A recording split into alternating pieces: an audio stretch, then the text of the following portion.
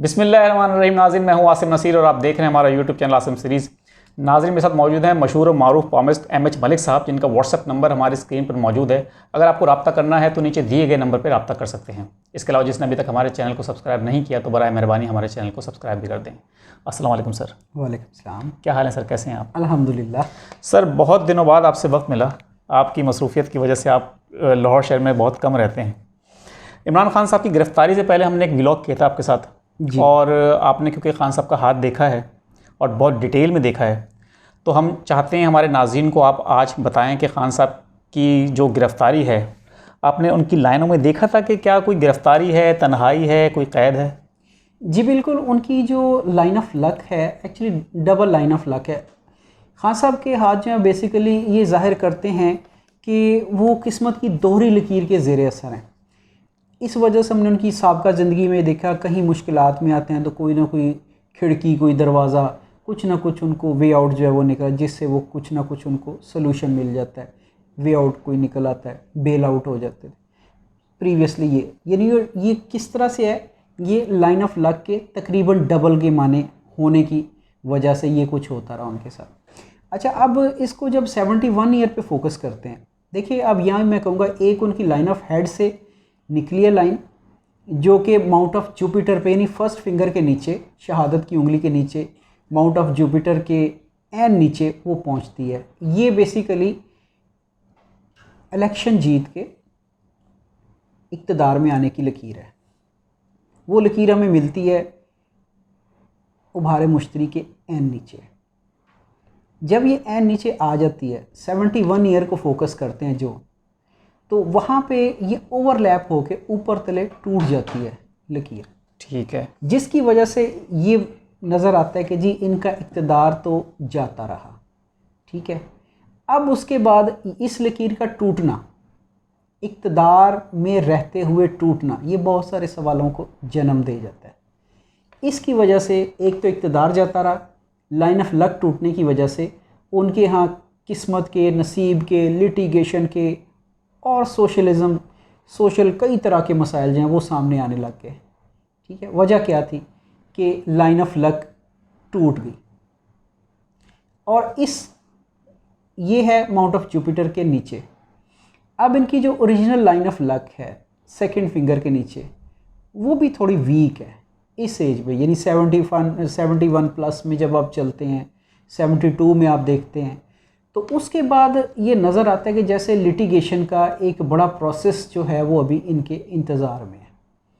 तो मेरा तो वैसे ये ख्याल है कि अभी इनको लिटिगेशन की एक तवील मुद्दत जो है वो भुगताना पड़ सकती है।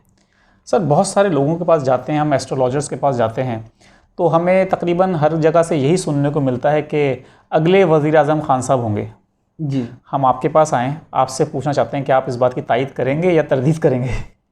नहीं, उनकी लाइंस की रोशनी में अगर बात करें, क्योंकि ये हमारा इससे महज एक इल्मी नतीजा अख़ज़ करने का तरीका है। बिल्कुल ठीक है। ठीक है।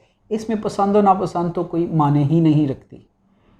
तो ये बेसिकली मैं जहाँ तक समझा उनके हाथ की स्टडी करके, उनके हाथ पे इस वक्त पीएम शिप की या कमिंग इलेक्शंस के बाद पीएम शिप की लाइन नज़र नहीं आ रही।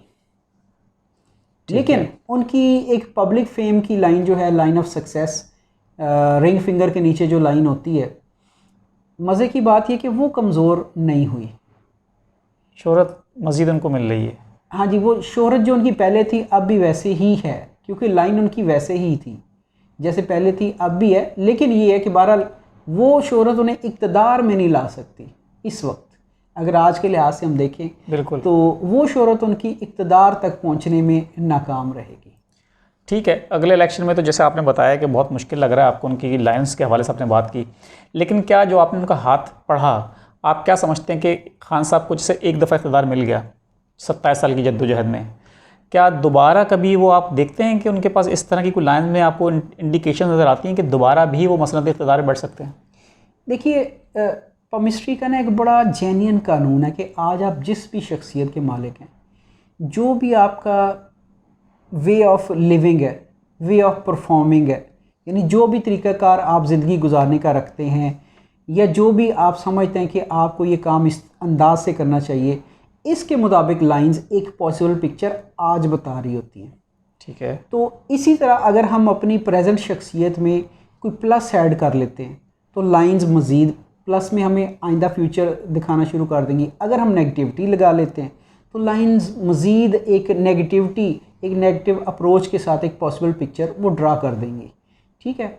अब इस लिहाज से अगर हम उनकी आज की शख्सियत के तनाजुर में लाइंस को पढ़ने की कोशिश करें तो फ़िलहाल लाइंस में हुकूमत के उन्वान से खामोशी है, तावक्ते कि वो अपनी शख्सियत में, अपनी हिकमत अमली में, अपने इर्द गिर्द के मशवरा साज लोगों में, जो उनके, हाँ जी, उनमें अगर कोई ऑल्ट्रेशन नहीं करते, अपनी तरजीहात में या जद्दोजहद के अंदाज में तब्दीली पैदा नहीं करते, अपने बयानी में नरमी लाने की ज़रूरत है उनको, कह सकते हैं। अब वल्लाह आलम वो इसको वो नरमी कहेंगे या क्या नाम दे, लेकिन मेरे ख्याल में अगर वो इसी लाइन ऑफ एक्शन पे काम करते रहेंगे या अपनी अगली सियासत भी ऐसे ही करेंगे तो मैं उनका फ्यूचर नहीं देख रहा। अच्छा, सियासत में आप उनका मुस्तकबिल नहीं देख रहे? नहीं।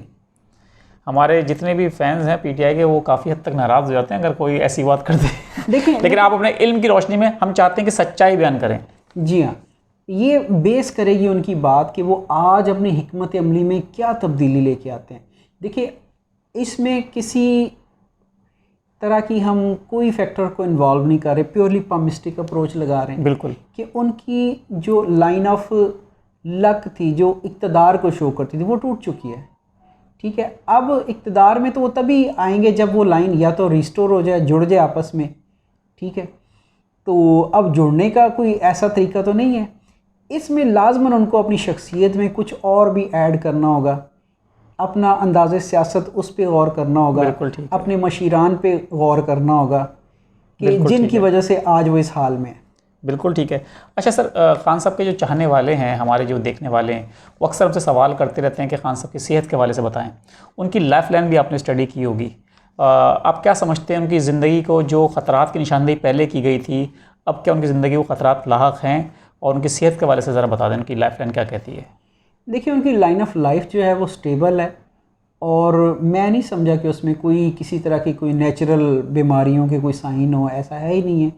तो उनकी लाइन ऑफ लाइफ स्टेबल है। दूसरा, लाइन ऑफ हेल्थ उनके हाथ पे है ही नहीं।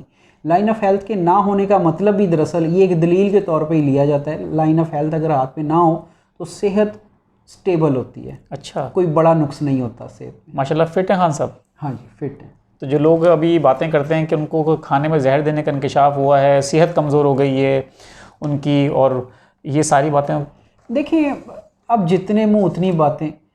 अब किसी को हम राय देने से रोक तो नहीं सकते, हर किसी के सोचने समझने का एक अपना सा अंदाज़ होता है।